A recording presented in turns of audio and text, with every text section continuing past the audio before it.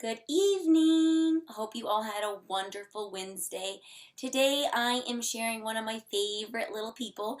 As you can see, my sweatshirt says Dog Mom, and with me I have Colonel, my dog. He loves cheese. As you can see, maybe, hold on, let me move the camera a little. He's trying to hold my hand. Sit. Paw. Yes, good boy. He loves stories. I tried to do one take, but he was just barking too much. All right, thank you, Colonel. Thank you. So tonight I have a wonderful story that I know my preschoolers absolutely love. It's super silly since today's kind of wacky. We have Don't Call Me Choochie Pooh. It is by Sean Taylor and Kate Hindley. This is a newer book, and I suggest that families, if you can, to go out and buy this. It is a great book. I love how you can use different voices, and kids, every time you read a book, it's a new adventure. So reading a book over and over only can get better. Don't Call Me Choochie Pooh. I like this because I can relate to it. Sometimes I call Colonel kind of weird names, and sometimes your moms might have little names for you. I know my parents did.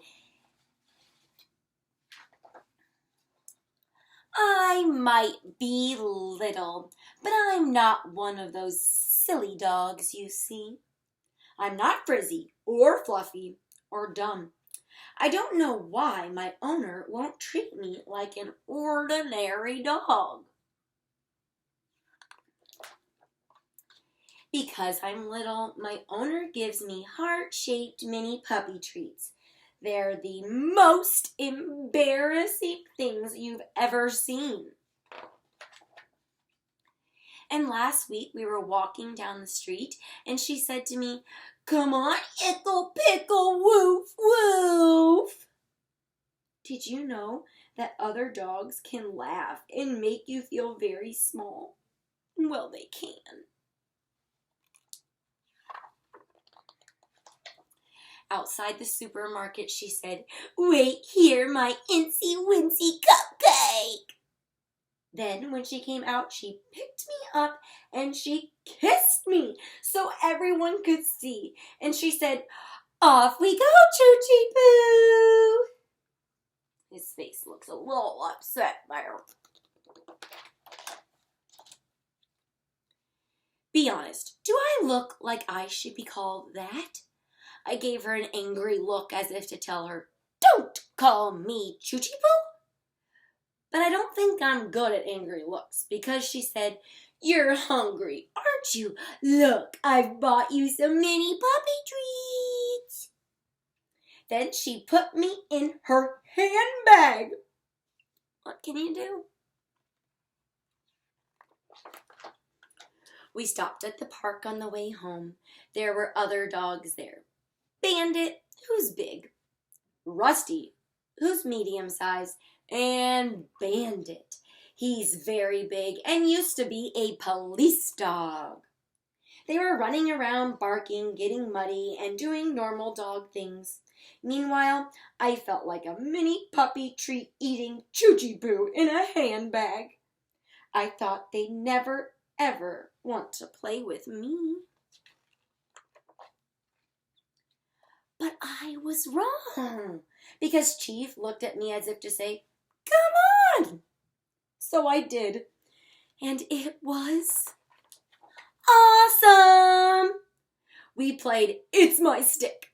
The main rule is you have to growl as if you're really angry, even though you're not. Colonel loves sticks.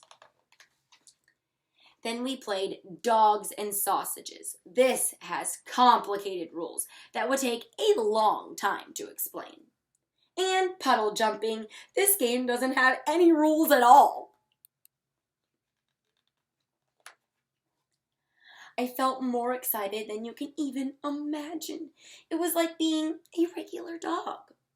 What's more, Rusty, Bandit, and Chief all looked at me as if to say, "Come back and play anytime you want."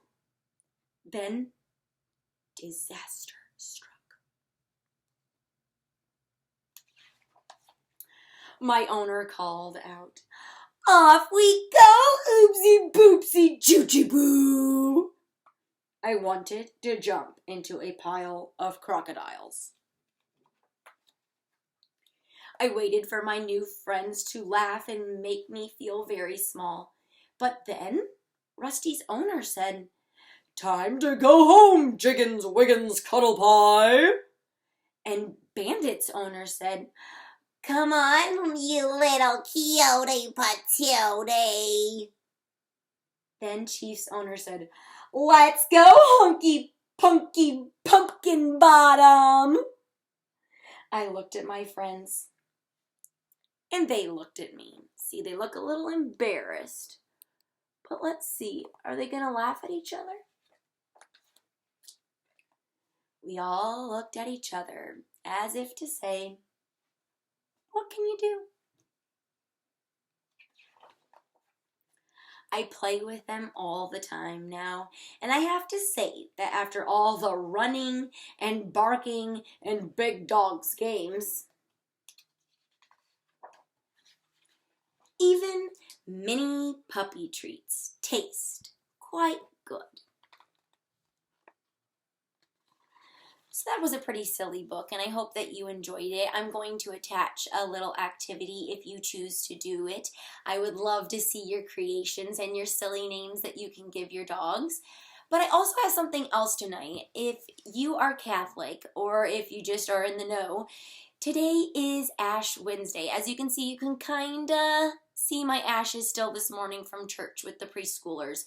But I have this awesome book. It's called Jesus Calling. This is probably a really good book for parents or adults, but also for kids. You can also talk with your kids about it, and that's what's really important about teaching your kids faith and a relationship with God. But I got this wonderful book from my very good friend Kaylee Bruns, and today I read it and I was shocked because I talked with the preschoolers today about following Jesus in his footsteps and that he's always with us and that he loves us no matter what. But we need to listen to his word and we need to try and follow in his example and promise that we're going to try our best. So I'm going to read you the little excerpt from here, and I'm going to show you one of the Bible verses that is one of my favorites and is a connection today. So that was pretty cool. Continue on this path with me, enjoying my presence even in adversity. I am always before you as well as alongside you. See me beckoning to you. Come, follow me. The one who goes ahead of you, opening up the way, is the same one who stays close and never lets go of your hand. I am not subject to limitations of time or space. I am everywhere at every time, ceaselessly working on your behalf. That is why your best efforts are trusting me and living close to me. The Bible verses that go along with this reading that you can look up in your Bible are Isaiah 41:10, Hebrews 7:25, and Psalms 37:3-4. But I wanted to share Isaiah 41:10. This has always been one of my very favorite Bible verses. Here's my Bible. I got it from my husband. I have the Bible verse marked, and it's actually highlighted in my Bible because it's one of my favorites. I like to do that. It says, "So do not fear, for I am with you.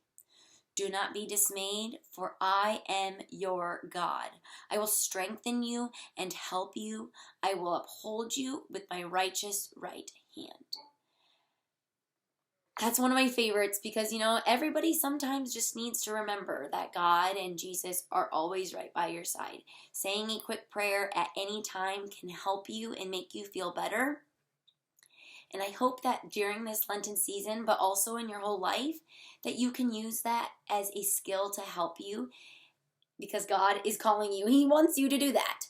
So I hope that all of you had a wonderful, blessed day, and I hope that you enjoy our story. Oh, Colonel's back. And that you can choose to have Jesus in your heart. Have a rest of your wacky Wednesday with Abby, and have sweet dreams, and God bless.